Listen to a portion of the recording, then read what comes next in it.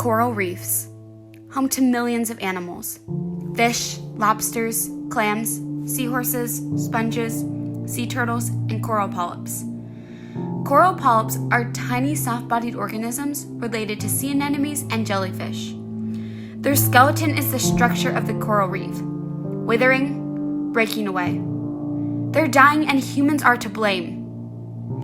The human pollution, overfishing, and the increased effects of climate change causing warming water and the decrease of pH levels in the ocean are killing the coral. Scientists predict that in the next 20 years, about 70 to 90% of coral reefs will be gone. But many animals rely on coral reefs, as do we.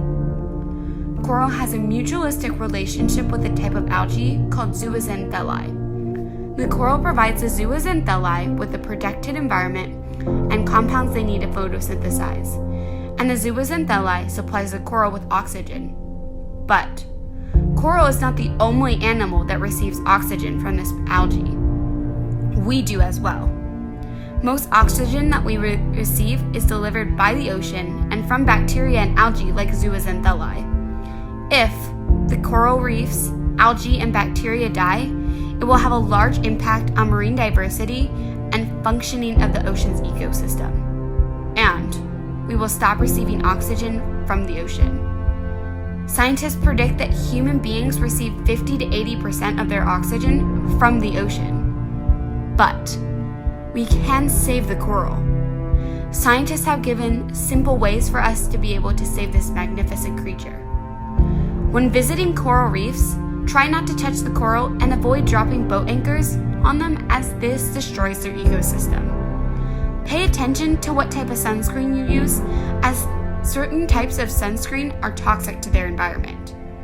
We know that not everyone is near or at the beach on the daily, so here are some ways that we can help in our normal everyday lives.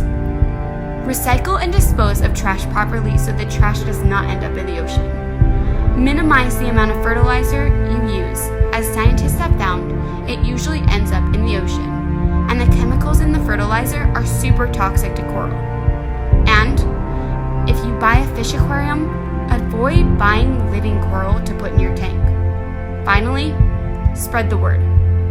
This planet is our only home. We only have a short amount of time to reverse the damage we have made.